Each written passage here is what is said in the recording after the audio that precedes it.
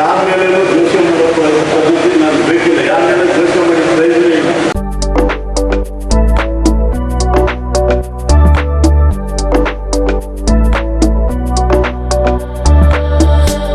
ಎಲ್ಲ ಸರ್ಕಾರ ನಮ್ಗೆ ಎದುರು ಕೊಡಬೇಕು ಜನರಲ್ಲಿ ಮುಗಿಸಿ ಒಂದು ಕಾರ್ಯಕರ್ತರ ನೋವುಗಳನ್ನ ತಿಳ್ಕೊಳ್ಳೋಕ್ಕೆ ಬಂದಿದ್ರು. ಸುಮಾರು 2 ತಿಂಗಳ ಕಳೆದೋಯ್ತು. ಮೊದಲನೇದಾಗಿ ನಿಮ್ಮೆಲ್ಲರ ಕ್ಷಮೆಯನ್ನು ಕೇಳ್ತೀವಿ ನಮ್ಮ ಮುಖಂಡರ ಪರವಾಗಿ. ನೀವು ಬೆಳಗ್ಗೆ ನೋಡ್ತಾ ಇದ್ದೀರ, 2 ರಾಷ್ಟ್ರೀಯ ಪಕ್ಷಗಳು ನಮ್ಮ ತಾಲೂಕಿನಲ್ಲಿ JDSನ ಲೆಕ್ಕಕ್ಕೆ ಇಟ್ಕೊಂಡಿರುವ ಪರಿಸ್ಥಿತಿ ಬಂದಿದೆ. ಕಾರಣಗಳು ಅನೇಕ ಇದೆ. ನಾವು ಸಹ ತಾಲೂಕಿನಲ್ಲಿ ರಾಜಕೀಯ ಅಧಿಕಾರಗಳನ್ನ, ಸಣ್ಣ ಪುಟ್ಟ ಅಧಿಕಾರಗಳನ್ನ ಇಟ್ಕೊಂಡು ನಾವು ಸಹ ಪಕ್ಷವನ್ನ ಬೆಳಕಿಗೆ ಚೆಲ್ಲಿದ್ದೀವಿ. ಪಕ್ಷದ ಶಕ್ತಿ ಏನಿದೆ ಅಂತ ಹೇಳಿದ್ವಿ. ಇನ್ನೂ ಸಹ ನಾವು ಈ ಸಮಯದಲ್ಲೂ ಎಚ್ಚೆತ್ತುಕೊಳ್ಳಿಲ್ಲ. ನಮ್ಮ ಸಂಘಟನೆಯ ಶಕ್ತಿಯನ್ನ ನಾವೇನಾದ್ರೂ ರೂಢಿಸಿಕೊಳ್ಳಿಲ್ಲ ಅಂದ್ರೆ, ಅವ್ರ ಮೇಲೆ ಇವ್ರ ಮೇಲೆ ಹೇಳಿ ಕಾಲ ಕಳೀತಾ ಹೋದ್ರೆ ನಮ್ಮ ಪಕ್ಷದ ಅಸ್ತಿತ್ವದ ಪ್ರಶ್ನೆ ಇದೆ. ಅಸ್ತಿತ್ವನೇ ಇಲ್ಲದಂತಹ ಪರಿಸ್ಥಿತಿ ಮುಂದೆ ಬರ್ಬೋದು. ನಾವು ಇದೇ ರೀತಿಯ ಸಂಘಟನೆಗಳನ್ನ ಮುಂದಿಸ್ಕೊಂಡು ಹೋದ್ರು. ಹಾಗಾಗಿ ನಾನು ಎಲ್ಲರಲ್ಲೂ ಕೇಳ್ಕೊಳ್ಳೋದು, ಕೈ ಮುಗಿದು ಕೇಳ್ಕೊಳ್ಳೋದಿಷ್ಟೇ, ಪಕ್ಷ ಸನ್ಮಾನ್ಯ ದೇವೇಗೌಡ ಅಪ್ಪಾಜಿಯವರು ನೀವು ರಾಜ್ಯಸಭೆಯಲ್ಲಿ ನೋಡ್ಬೇಕಿತ್ತು. ಕಳೆದ 15-20 ದಿವಸಗಳಿಂದ ಯಾವ ರೀತಿ ರಾಜ್ಯಕ್ಕೆ ಅನ್ಯಾಯ ಆಗ್ತಿದೆ, ಯಾವ ರೀತಿ ವಿಷಯಗಳನ್ನ ಇಡೀ ದೇಶಕ್ಕೆ ಮಾದರಿಯಾಗಿರುವಂತೆ ಪ್ರಧಾನಮಂತ್ರಿಯವರು ಬಹಳ ಅಪ್ರಿಷಿಯೇಟ್ ಮಾಡಿದ್ರು, ಖುಷಿ ಪಟ್ಟರು. ಈ ವಯಸ್ಸಿನಲ್ಲಿ ರಾಜ್ಯದ ಬಗ್ಗೆ, ದೇಶದ ಬಗ್ಗೆ ಇಷ್ಟೊಂದು ಕಾಳಜಿ ಇಟ್ಕೊಂಡಿದ್ದೀರ ಅಂತ. ಅವ್ರನ್ನ ಸ್ಥಿತಿಗತಿಗಳನ್ನ ನೋಡಿ ಸನ್ಮಾನ್ಯ ಕುಮಾರಣ್ಣನವರು ಯಾವ ರೀತಿ ಸಂದಿಗ್ಧ ಪರಿಸ್ಥಿತಿಲಿದ್ದಾರೆ. ಒಂದು ಮಾತಾಡಿದ್ರೆ ಹೆಚ್ಚು, ಒಂದು ಮಾತಾಡಿದ್ರೆ ಕಡಿಮೆ ಅಂತ ಪರಿಸ್ಥಿತಿಯಲ್ಲಿ ನಮ್ಮ ಪಕ್ಷ ಇದೆ. ಪಕ್ಷಕ್ಕೆ ಶಕ್ತಿ ತುಂಬಲು ಯಾವ ರೀತಿಯ ತ್ಯಾಗವನ್ನ ಮಾಡಿದರೆ ಆ ತ್ಯಾಗವನ್ನೆಲ್ಲ ಮನಗೊಂಡು ಪಕ್ಷದಲ್ಲಿ ನಾವು ತಾಲೂಕಿನಲ್ಲಿ ಯಾವ ರೀತಿ ಪಕ್ಷವನ್ನ ಮತ್ತೆ ಕಾರ್ಯಕರ್ತರುಗಳಿಗೆ ಮುಂದೆ ಗ್ರಾಮ ಪಂಚಾಯತಿ ಚುನಾವಣೆ ಬರ್ತಿದೆ, ಜಿಲ್ಲಾ ಪಂಚಾಯತಿ, ತಾಲೂಕು ಪಂಚಾಯತಿ ಚುನಾವಣೆಗಳು ಬರ್ಬೋದು, ತದನಂತರ ನಗರಸಭೆ ಚುನಾವಣೆಗಳು ಬರ್ಬೋದು, ಕಂಟಿನ್ಯೂಸ್ ಆಗಿ ಡೈಲಿ ಚುನಾವಣೆಗಳು ನಡೆದಿರ್ತವೆ, VSSN ಚುನಾವಣೆ ನಡೆದಿರ್ತವೆ. ಯಾವ ರೀತಿ ನಾವು ಪಕ್ಷವನ್ನ ವೃದ್ಧಿಗೊಳಿಸಬೇಕು, ಕಾರ್ಯಕರ್ತರ ಮನಸ್ಸನ್ನ ತೋಳಬೇಕು. ಮತ್ತೆ ಏನು ನಮ್ಮ ಪಕ್ಷದಿಂದ ಬಿಟ್ಟೋಗಿದ್ದಾರೆ ಕಾಂಗ್ರೆಸ್ ಮತ್ತೆ BJP ಅಂತ, ಏನು ಅವ್ರೇನು ಶಾಲು ತುರಾಯ ಆಕರಣೆ ಕುಣಿಸ್ತಾ ಇಲ್ಲ. ಅವ್ರ ಪರಿಸ್ಥಿತಿಗಳೇನಿದೆ ಅಂತ ಎಲ್ರಿಗೂ ಗೊತ್ತಿದೆ. ಕಳೆದ 2-3 ತಿಂಗಳಿಂದ ಭಾಷೆಗಳಲ್ಲಿ ನಡೀತಪ್ಪ, ಪಾರ್ಟಿ ಚೇಂಜ್ ಅವ್ರು ನಮ್ಮಲ್ಲಿದ್ದು ಗೆದ್ದಿದ್ರು, ಅಲ್ಲೋಗಿ ಏನಾಯ್ತು. ಹಾಗಾಗಿ ಇವೆಲ್ಲ ರಾಜಕೀಯದಲ್ಲಿ ನಿರಂತರ ಇರ್ತವೆ, ಪಕ್ಷ ಬದಲಾವಣೆ ಇಲ್ಲ. ಅದಕ್ಕೂ ಮೀರಿ ನಾವು ಸಂಘಟನೆಯತ್ತ ಗಮನ ಕೊಟ್ಟು ಪಕ್ಷವನ್ನು ಯಾವ ರೀತಿ ನಾವು ಕಾರ್ಯಕರ್ತರಿಗೆ ಮತ್ತೆ ಜನಗಳಿಗೆ, ನಮ್ಮ ತಾಲೂಕಲ್ಲಿ ಒಳ್ಳೆ ಇಶ್ಯೂಸ್ ಬರ್ತಿದೆ. ಈಗ ರಾಜಘಟ್ಟ, ಕೊಡಗಟ್ಟ ಭಾಗದಲ್ಲಿ KDP ಇಶ್ಯೂಸ್, ಎಷ್ಟು ಜನ ಹೋಗಿ ನಾವು ಹೋಗ್ತಿದ್ವಿ. ಈಗ ಭಾಗದಲ್ಲಿ ಸ್ಟಾರ್ಟ್ ಆಗ್ತಿದೆ. ನಾವು ಜನಗಳಿಗೆ ತಲುಪೋ ಕಾರ್ಯಕ್ರಮನ ನಮ್ಮ ಈಗ ಪಕ್ಷಕ್ಕೆ ನಮ್ಮ ಕುಮಾರಣ್ಣ ಒಂದು ಅಧಿಕಾರ ಇದೆ. ಆ ಅಧಿಕಾರದಿಂದ ಆ ಭಾಗದ ಜನಗಳಿಗೆ ಯಾವ ರೀತಿ ನ್ಯಾಯ ಕೊಡಿಸ್ಬೋದು, ಆ ಥರದಲ್ಲಿ ಆಲೋಚನೆ ಮಾಡಿ ನಾವು ಪಕ್ಷಕ್ಕೆ ಶಕ್ತಿಯನ್ನ ತುಂಬಬೇಕು. ಇದರಲ್ಲಿ ರಾಜಕೀಯ ಅಂದ್ರೆ ಸಹಜವಾಗಿ ಒಮ್ಮತ ಯಾವಾಗಲೂ ಇರೋಕ್ಕೆ ಸಾಧ್ಯ ಇಲ್ಲ. ರಾಜಕೀಯ ಸಬ್ಜೆಕ್ಟೇ ಯಾಕೆ, ನೀವೆಲ್ಲ ವಿದ್ಯಾವಂತರಿದ್ದೀರ. ಅದಕ್ಕೂ ಮೀರಿ ನಾವು ಒಂದು ಒಳ್ಳೆಯ ಮನಸ್ಸಿನಿಂದ ಈ ಕಳೆದ ಬಾರಿ ಮುನೇಗೌಡರು ಚುನಾವಣೆಯಲ್ಲಿ ವೇದಿಕೆಯಲ್ಲಿ ಇರೋರಾಗಲಿ ಇಲ್ಲಿರೋರಾಗಲಿ ಯಾರು ಸಹ ಪಕ್ಷದ್ರೋಹಿ ಕೆಲಸ ಮಾಡಿಲ್ಲ. ಆದರೂ ಸಹ ಹೋದಲ್ಲಿ ಚುನಾವಣೆ ನಡೆದ ಸಂದರ್ಭನೇ ಬೇರೆ ಇತ್ತು. ಎಲ್ಲ ನೋಡ್ಬಿಟ್ಟು ಈಗ ಮುಂದಿನ ಚುನಾವಣೆನೇ ಬೇರೆ ತರ ಹೋಗ್ತದೆ. ನಾವು ನೋಡ್ಬೋದು ಚಿಕ್ಕಬಳ್ಳಾಪುರದಲ್ಲಿ ಏನಾಯ್ತು, ದೇವನಹಳ್ಳಿ ನಮ್ಮ ನಿಸರ್ಗ ನಾರಾಯಣ ಸ್ವಾಮಿ ಪರಿಸ್ಥಿತಿ ಏನಾಯ್ತು, ಯಾವುದೇ ಕಾರಣಕ್ಕೂ ಅವ್ರು ಸೋಲ ಪರಿಸ್ಥಿತಿನೇ ಇರಲಿಲ್ಲ. ನೆಲಮಂಗಲದಲ್ಲಿ ಹೆಂಗಿತ್ತು ನಮ್ಮ ಪಕ್ಷ, 10 ವರ್ಷ ಅಧಿಕಾರ ಅನುಭವಿಸಿದ್ರು. ಹಾಗಾಗಿ ಅವೆರಡೂ ತಾಲೂಕಿಗೆ ನಾವು ಸೆಟ್ಟೊಡಿಬೇಕು ಅಂತ ಹೇಳಿ ಈ ಸಂದರ್ಭದಲ್ಲಿ ಪಕ್ಷಕ್ಕೆ ಶಕ್ತಿ ತುಂಬುವ ಮನೋಭಾವನೆಯಲ್ಲಿ ನಾವೆಲ್ಲರೂ ಬೆಳೆಸ್ಕೊಂಡು ಈ ಸಮಯದಲ್ಲಿ ನಾನು ಹೇಳೋದೇನು ಅಂದ್ರೆ, ಅಧ್ಯಕ್ಷರು ಅಧ್ಯಕ್ಷತೆಯಲ್ಲಿ ತಾಲೂಕು ಅಧ್ಯಕ್ಷರುಗಳು, ಹೋಬಳಿ ಅಧ್ಯಕ್ಷರುಗಳು ಎಲ್ಲ ಮಾಡ್ತಾರೆ. ಅದು ಪಕ್ಷದ ನಿಯಮ. ಪ್ರತಿಯೊಬ್ಬರು ಏನು ನಿಷ್ಠಾವಂತ ಕಾರ್ಯಕರ್ತರು ಅವರು ಸಂಘಟನೆ ಮಾಡಿದ್ರೆ ಮಾತ್ರ ತಪ್ಪಾಪದಲ್ಲಿ ಈಗಿನ ಸ್ಥಿತಿಯಲ್ಲಿ JDS ಪಕ್ಷಕ್ಕೆ ಗೆಲ್ಲಲಿಕ್ಕೆ ಸಾಧ್ಯ. ಅದು ನಿಮ್ಮ ಮನಸ್ಸಿನಲ್ಲಿ ಫಸ್ಟ್ ನೀವು ಅದನ್ನ ಪ್ರೇರಣೆ ಮಾಡಬೇಕು. ಹೊರಗಡೆ ಏನೋ ಬರ್ತದೆ, ದುಡ್ಡು ಕೊಡ್ತಾರೆ, ಆ ಪಕ್ಷಕ್ಕೆ ಹೋಗೋದು, ಅಧಿಕಾರ ಬರ್ತದೆ, ಆ ಪಕ್ಷಕ್ಕೆ ಹೋಗೋದು. ನಾನು ಇಷ್ಟೇ ಇಲ್ಲ JDS ಪಕ್ಷದಲ್ಲಿ ಇರ್ತೀನಿ ಅಂತ ನಿಮ್ಮ ಮನಸ್ಸಿಗೆ ನೀವು ಅಂದ್ಕೊಂಡು ನಿಮ್ಮ ಒಬ್ಬೊಬ್ಬರು ಇಷ್ಟವಂತ ಕಾರ್ಯಕರ್ತರು ಅವ್ರನ್ನೊಂದು ಓಟು ಹೆಚ್ಚಿಗೆ ಮಾಡಿದ್ರೆ ಮಾತ್ರ JDS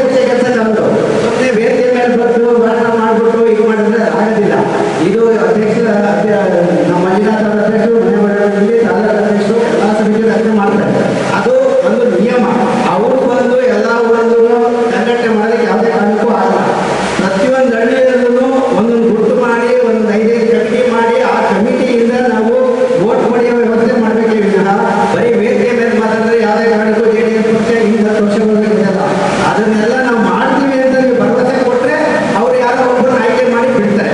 ಇದು ನೀವು ಮನಗಂಡಿಟ್ಕೊಂಡು ನೀವು ಅದನ್ನ ನಾವು JDS ಪಕ್ಷದಲ್ಲಿ ಇರ್ತೀವಿ, ನಮಗೆ ಅಧಿಕಾರದ ಆಸೆ ಇಲ್ಲ, ಹಣದ ಆಸೆ ಇಲ್ಲ ಅಂತ ಹೇಳಿ ನೀವು ನಿಷ್ಠೆಯಿಂದ ಕಾರ್ಯಕರ್ತರು ಮಾಡ್ತೀವಿ ಅಂದರೆ ಅವ್ರು ಮಾಡಿರೋ ಅಧ್ಯಕ್ಷರಿಗೆ ಬೆಲೆ ಇರ್ತದೆ, ತಾಲೂಕು ಅಧ್ಯಕ್ಷರಿಗೂ ಸುದ್ದಿ. ನೀವೇ ಮಾಡಲಿಲ್ಲ ಅಂದರೆ ಬರೀ ನಾಮಕಾಪುರದಲ್ಲಿ ಮಾಡ್ತಾರೆ, ಹೋಗ್ತಾರೆ. ಇವಾಗ ನಮ್ಮ ನಶೀಬಾದ ಪಾಪ 20 ವರ್ಷ ಮಾಡ್ತಾರೆ, ಏನು ಪ್ರಯೋಜನ ಬಂತು? 4 ಬಾರಿ ಓಡಿಸ್ಬೋದು. ಅಲ್ಲಿ ಎಲ್ಲಿ ನೀವು ಕಾರ್ಯಕರ್ತರು ಮಾಡಿದ್ರೆ ಕಾರ್ಯಕರ್ತರು ನಾನು ಮನವಿ ಮಾಡೋದೇನಂದ್ರೆ ನಾನು ನಿಷ್ಠೆಯಿಂದ ಇರ್ತೀನಿ, ನಾನು ಪಕ್ಕದಲ್ಲಿರೋ ಒಬ್ಬರು ನಿಷ್ಠೆಯಿಂದ ಮಾಡಿ. ಇವಾಗ 40,000 ಓಟದೆ ಒಬ್ಬರು ಮಾಡಿದ್ರೆ 80,000 ಓಟದೆ, ಯಾವುದೇ ಪಕ್ಷ ಗೆದ್ದಕ್ಕಾಗಲ್ಲ. ಆ ನಿಷ್ಠೆಯಿಂದ ನೀವು ಮಾಡಂಗಿದ್ರೆ ಖಂಡಿತ JDS ಇರ್ತದೆ. ಇದು ಬಹಳ ನೋವಿನಿಂದ ಮಾತಾಡಬೇಕಾಗಿರುವಂತ ಪರಿಸ್ಥಿತಿ ಇದೆ ನಮ್ಮ ದೊಡ್ಡಬಳ್ಳಾಪುರ ತಾಲೂಕಿನ ಪಕ್ಷದ ವಿಚಾರ. ಸತ್ಯವಾಗಿ ಹೇಳಬೇಕು ಅಂತಂದ್ರೆ ನಾವು ದಿನೇ ದಿನೇ ಕೆಳಕ್ಕೆ ಹೋಗ್ತಾ ಇದ್ದೇವೆ ವಿನಃ ಮೇಲೆ ಬಂದು ಬರ್ತಾ ಇಲ್ಲ. 20-25 ವರ್ಷದಿಂದ ಯಾವ ರೀತಿ ಇತ್ತು ಪಕ್ಷ, ಇವತ್ತು ಯಾವ ರೀತಿ ಇದೆ ಅಂತ ನೋಡ್ಕೋಬೇಕು. ಇಡೀ ರಾಜ್ಯ ಮಟ್ಟದಲ್ಲಿ ಈ ತರ ಇದೆಯಾ ಅಂದ್ರೆ ಇಲ್ಲ, ರಾಜ್ಯ ಮಟ್ಟದಲ್ಲಿ ನಾವು ಹೋಲಿಕೆ ಮಾಡಕ್ಕೆ ಹೋಗೋದು ಬೇಡ. ರಾಜ್ಯ ಮಟ್ಟದಲ್ಲಿ ಇನ್ನೂ ಉನ್ನತವಾಗಿದೆ, ಚೆನ್ನಾಗಿದೆ. ನಾವು ಸೀಮಿತವಾಗಿ ನಮ್ಮ ದೊಡ್ಡಬಳ್ಳಾಪುರ ತಾಲೂಕಿಗೆ ಹೋಗೋಣ. ಅದಕ್ಕೆ ಕಾರಣಗಳು ಹುಡುಕ್ತಾ ಹೋದ್ರೆ ವಿಜಯಕುಮಾರ್ ಕಾರಣ, ಮುನೇಗೌಡರ ಕಾರಣ, ನಾರಾಯಣಗೌಡ ಕಾರಣ, ಆನಂದಗೌಡ ಕಾರಣ ಅಂತ ಒಬ್ಬೊಬ್ಬರ ಮೇಲೆ ಒಬ್ಬರು ಹೆಸರೇ ವಿಚಾರ ಆಗುತ್ತೆ. ಬಟ್ ಇವತ್ತಿನ ಪರಿಸ್ಥಿತಿಲಿ ಕಾರಣ ಹುಡುಕೋದು ಬೇಡ, ಮುಂದೆ ಏನ್ ಮಾಡಬೇಕು. ನನ್ನ ವೈಯಕ್ತಿಕ ವಿಚಾರ, ನನ್ನ ವೈಯಕ್ತಿಕ ಉದ್ದೇಶ ಹೇಳ್ಬೇಕು ಅಂತಂದ್ರೆ ನನ್ನ ಒಂದು ಕೆಲಸ ಮುಂದೆ 28ಕ್ಕೆ ಕುಮಾರಸ್ವಾಮಿ ಅವರನ್ನ ಮುಖ್ಯಮಂತ್ರಿ ಮಾಡಬೇಕು ಅನ್ನೋದು ಒಂದೇ ನನ್ನ ಗುರಿ ಇರುತ್ತೆ. ಇಲ್ಲಿ ಯಾರನ್ನ ಕಾಲಿಡಬೇಕು ಅಥವಾ ಯಾರನ್ನ ಮಾಡಬಾರ್ದು, ಯಾರನ್ನ ಮಾಡಬೇಕು ಅನ್ನೋ ಉದ್ದೇಶ ನನಗಿಲ್ಲ. ಮತ್ತೆ ಇನ್ನೊಂದು ಕ್ಲಾರಿಫಿಕೇಶನ್ ಹೇಳಲಿಕ್ಕೆ ಇಷ್ಟಪಡ್ತೇನೆ. ಕೆಲವರು ಅಲ್ಲಿ ಆದಿಗೆ ಓದಿ ಮತ್ತೆ ಬೀದಿಗಳಲ್ಲಿ TNDಗೆ ಮುಂದೆ ಡಾಕ್ಟ್ರು ಹೋಗಿ ಮುನೇಗೌಡರನ್ನ ಕೆಳಗಿಳಿಸ್ಬಿಟ್ರು, ಲಕ್ಷ್ಮೀದೇವರನ್ನ ತೆಗೆದ್ಬಿಟ್ರು ಅಂತ ಅಲ್ಲಿ ಇಲ್ಲಿ ಮಾತುಗಳು ಬರ್ತಾ ಇದೆ. ನಾನು ಯಾವುದೇ ಕಾರಣಕ್ಕೆ ಯಾರನ್ನ ಕೆಳಗಿಳಿಸಿ ಅಥವಾ ಮೇಲೆ ಕೆಕ್ಸಿ ಅಂತ ನಾನು ಯಾರು ಹೇಳೋದಲ್ಲ. ಅದು ಒಂದು ಕ್ಲಾರಿಫೈ ಮಾಡೋಕ್ಕೆ ಇಷ್ಟಪಡ್ತೇನೆ. ನಮ್ಮ ಪರಿಸ್ಥಿತಿ ಏನಾಗ್ಬಿಟ್ಟಿದೆ ಅಂತಂದ್ರೆ ಒಂದು ಸಣ್ಣ ಕಥೆ ಹೇಳ್ಬಿಟ್ಟು, ಯಾವುದೋ ಒಂದು ಸಮುದ್ರ ದಂಡದಲ್ಲಿ ಒಬ್ಬ ಏಡಿಕಾಯಿಗಳನ್ನ ಇಡ್ತಾ ಇರ್ತಾನೆ. ಏಡಿಕಾಯಿಗಳು ಗೊತ್ತಲ್ಲ ನಮಗೆಲ್ಲ, ಏಡಿಕಾಯಿಗಳು ಹಿಡಿದು ಒಂದು ಬುಟ್ಟಿಲಿ ಹಾಕ್ತಾ ಇರ್ತಾನೆ. ಸುಮಾರು ಏಡಿಕಾಯಿಗಳು ಇಡ್ತಾನೆ, ಬುಟ್ಟಿಲಿ ಹಾಕಿರ್ತಾನೆ. ಬುಟ್ಟಿಗೆ ಮುಚ್ಚಳ ಇರೋದಿಲ್ಲ. ಪಕ್ಕದಲ್ಲಿ ಯಾರೋ ಹೋಗ್ತಾ ಇರೋನು ಕೇಳ್ತಾನೆ, ಏನಣ್ಣ ಏಡಿಕಾಯಿಗಳನ್ನ ಹಿಡಿದಲ್ಲಿ ಹಾಕ್ತಾ ಇದೆಯಾ, ಮತ್ತೆ ಎಲ್ಲರೂ ಮತ್ತೆ ಸಮುದ್ರಕ್ಕೆ ಹೋಗ್ಬಿಡುತ್ತಲ್ಲ ಅಂತ ಕೇಳ್ತಾನೆ. ಅವಾಗ ಏಡಿಕಾಯಿ ಹಿಡಿಯೋನು ಹೇಳ್ತಾನೆ, ಇಲ್ಲ ಏಡಿಕಾಯಿಗಳು ದೊಡ್ಡಬಳ್ಳಾಪುರದ ಏಡಿಕಾಯಿಗಳು ಒಬ್ಬರೆಲ್ಲರೂ ಎತ್ತಿ ಮೇಲೆ ಹೋಗೋದ್ರೆ ಇನ್ನೊಂದು ಕಾಲ ಹೇಳ್ಬಿಡ್ತದೆ. ಸೊ ಹಾಗಾಗಿ ನನ್ಗೇನು ಭಯ ಇಲ್ಲ, ಯಾವ ಏಡಿಕಾಯಿನೂ ಆಚೆ ಹೋಗೋಕ್ಕಾಗೋದಿಲ್ಲ, ತಪ್ಪಿಸ್ಕೊಳ್ಳೋಕ್ಕೂ ಆಗೋದಿಲ್ಲ ಅನ್ನೋ ಒಂದು ಮಾತಿದೆ. ಆ ಥರ ಆಗ್ಬಿಟ್ಟಿದೆ ನಾವೆಲ್ಲ ನಮ್ದಲ್ಲಿ ನಾವೇ ಹೇಳಿದೆ. ವಿಜಯಕುಮಾರ್ ಜಿಲ್ಲಾ ಪಂಚಾಯತ್ ಮೆಂಬರ್ ಆಗ್ಬಿಟ್ರೆ ನನ್ಗೆ ತೊಂದರೆ ಆಗುತ್ತೆ, ಅವ್ನು ಹೇಳಿದ್ವಿ ಸಾಕು. ರಾಮಕೃಷ್ಣ ಏನಾದ್ರು ಗ್ರಾಮ ಪಂಚಾಯತಿ ಮೆಂಬರ್ ಆಗ್ಬಿಟ್ರೆ ಅವ್ನಿಗೆ ತೊಂದರೆ ಆಗುತ್ತೆ, ಹೇಳಿದ್ವಿ ಸಾಕು. ಮುನೇಗೌಡರ MLA ಆಗ್ಬಿಟ್ರೆ ನಮ್ಮ ಮುಂದೆ MLA ಸೀಟ್ ಸಿಗಲ್ಲ, ಅವ್ನು ಹೇಳ್ದಾಕು. ಈ ತರ ಆಗ್ಬಿಟ್ಟು ಯಾರು ಯಾವುದನ್ನು ಅಚೀವ್ ಮಾಡೋಕ್ಕಾಗಿಲ್ಲ. ಮೊನ್ನೆ ಚುನಾವಣೆ APMC ಚುನಾವಣೆಯಲ್ಲಿ ಎಲ್ಲ ಗೊತ್ತು. APMC ಚುನಾವಣೆಯಲ್ಲಿ ಇನ್ನು 7% ಶಕ್ತಿ ನಮ್ಮ JDS ಇತ್ತು. ಆದ್ರೆ 3 ಅಥವಾ 4 ಸೀಮಿತ ಆಗುತ್ತೆ. ಎಲ್ಲ ವಿಚಾರದಲ್ಲೂ ಹಂಗೆ ಆಗ್ತಾ ಇದೆ, ಇನ್ಕ್ಲೂಡಿಂಗ್ ಡೈರಿ ವಿಚಾರ. ಡೈರಿ ವಿಚಾರದಲ್ಲಿ ವಿಶ್ಲೇಷಣೆ ತಗೊಂಡ್ರೆ JDS ಅಧ್ಯಕ್ಷರು, JDS ಬೆಂಬಲಿತ ಅಧ್ಯಕ್ಷರು ಸುಮಾರು 70-80 ಅಧ್ಯಕ್ಷರುಗಳಿದ್ರು. ಅಲ್ಲೂ ಕೂಡ ನಮಗೆಲ್ಲ ಸೋಲಾಯಿತು. ಸೊ ಅದು ಈ ಏಡಿಕಾಯಿಗಳ ಕಥೆ ಆಯಿತು. ನಮ್ಮನ್ನ ನಾವೇ ಕಾಲ ಹಿಡ್ಕೊಂಡು ಏನು ಮಾಡ್ಲಿಕ್ಕಾಗಿಲ್ಲ. ಬಟ್ ಪಕ್ಷ ಸಂಘಟನೆ ಮಾಡ್ಬೇಕಾದ್ರೆ ಏನ್ ಮಾಡ್ಬೇಕು, ಅದಕ್ಕೂ ಒಂದು ಸಣ್ಣ ಕಥೆ ಇದೆ. ಧೀರಜ್ ಮುನ್ರಾಜು ಅನ್ನೋರು ಒಂದು ಬಲೆ ಬೀಸಿರ್ತಾರೆ, ಪಾರಿವಾಳಗಳು. ನಾವೆಲ್ಲ ಒಂದು ಪಾರಿವಾಳಗಳು ಅಂತ ಇಟ್ಕೊಳ್ಳಿ. ಧೀರಜ್ ಮುನ್ರಾಜು ಅನ್ನೋರು ಪಾರಿವಾಳ ಹಿಡಿಯೋನು. ಈಗ ಆಲ್ರೆಡಿ ಹಿಡಿದಾಕಿದ್ದಾರೆ, ಎಷ್ಟೊಂದು ಪಾರಿವಾಳಗಳು ಹಿಡಿದಾಕಿದ್ದಾರೆ. ಸೊ ಆದ್ರೆ ಎಲ್ಲೋ ಒಂದು ಬಲೆ ಬೀಸಿರ್ತಾನೆ, ಆ ಪಾರಿವಾಳಗಳೆಲ್ಲ ಬರ್ತವೆ. ಸುಮಾರು ಒಂದು 10-15 ಪಾರಿವಾಳಗಳೆಲ್ಲ 10-15 ಪಾರಿವಾಳಗಳಿಗೂ ಬಲೆ ಹಾಕ್ತಾರೆ. ಬಲೆ ಹಾಕಿದ ತಕ್ಷಣ ಆ ಪಾರಿವಾಳಗಳು ಒಂದೊಂದು ಪಾರಿವಾಳವನ್ನು ಅವರೆಲ್ಲ ಈಗ 10-15 ಇರ್ತಾವಲ್ಲ, 14 ಜನ ಏನಾಗಲಿ ನಾನು ಆಚೆ ಬಂದ್ಬೇಡ ಅಂತ ಹೇಳಿ 14-15 ಪಾರಿವಾಳಗಳನ್ನು ಸಪ್ರೇಟ್ ಆಗಿ ಪ್ರಯತ್ನ ಪಡ್ತಾ ಇರ್ತಾರೆ. ಬಟ್ ಯಾವ ಪಾರಿವಾಳಗಳು ತಪ್ಪಿಸ್ಕೊಳಕ್ ಆಗ್ತಿಲ್ಲ. ಆಮೇಲೆ ಯಾರೋ ಒಬ್ಬರು ಮಂಜಣ್ಣಂತರು 15 ಪಾರಿವಾಳದಲ್ಲಿ ಒಬ್ಬ ಮಂಜಣ್ಣಂತರು ಒಬ್ರು ಇರ್ತಾರೆ ಅಂತ ಇಟ್ಕೊಳ್ಳಿ. ಅವ್ರು ಹೇಳ್ತಾರೆ, ಬೇಡಪ್ಪ ನಾವೆಲ್ಲ ಈ ತರ ಪ್ರಯತ್ನ ಪಟ್ಟರೆ ಆಗೋದಿಲ್ಲ, ಒಂದು ಕೆಲಸ ಮಾಡೋಣ, ಎಲ್ರೂ ಆ ಬಲೆನ ಕೊಕ್ಕಿನಲ್ಲಿ ಹಿಡ್ಕೊಳ್ಳೋಣ, ಎಲ್ಲರೂ ಒಂದೇ ಸತಿ ಆರೋಣ, ನೋಡೋಣ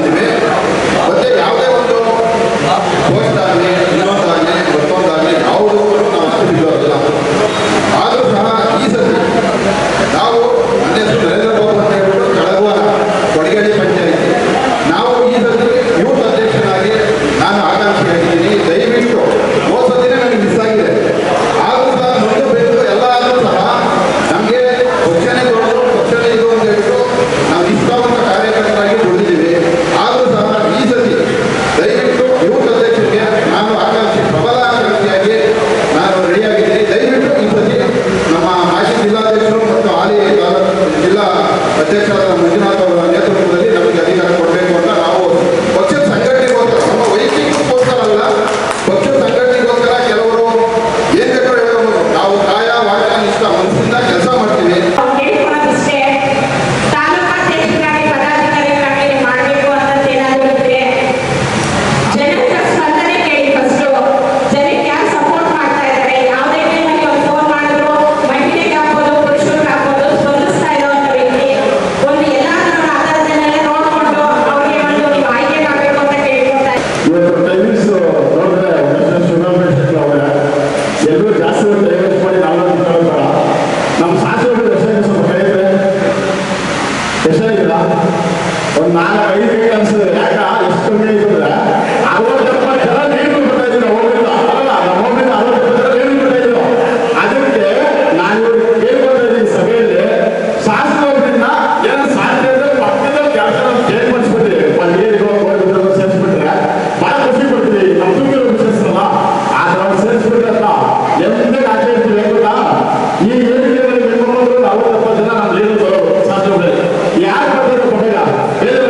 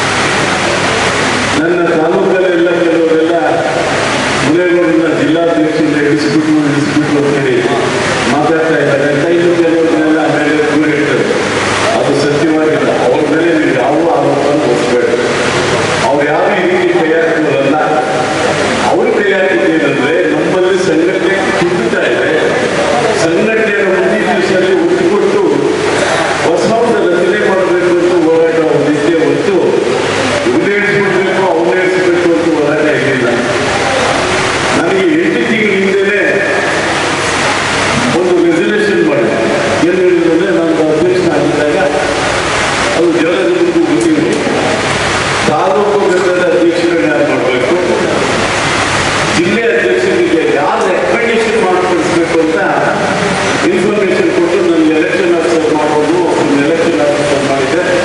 ಅದ್ರ ಪ್ರಕಾರವಾಗಿ ಎಲೆಕ್ಷನ್ ಆಫೀಸ್ ಪ್ರಕಾರವಾಗಿ ಇಂಥವ್ರನ್ನ ತಾಲೂಕು ಅಧ್ಯಕ್ಷ ಮಾಡಬೇಕು, ಇಂಥವ್ರನ್ನ ನಗರಾಧ್ಯಕ್ಷ ಮಾಡಬೇಕು, ಇಂಥವ್ರನ್ನ ಜಿಲ್ಲಾಧ್ಯಕ್ಷ ರೆಕಮೆಂಡೇಶನ್ ಮಾಡಬೇಕು ಅಂತ ಹಿಂದೆ ನನಗೆ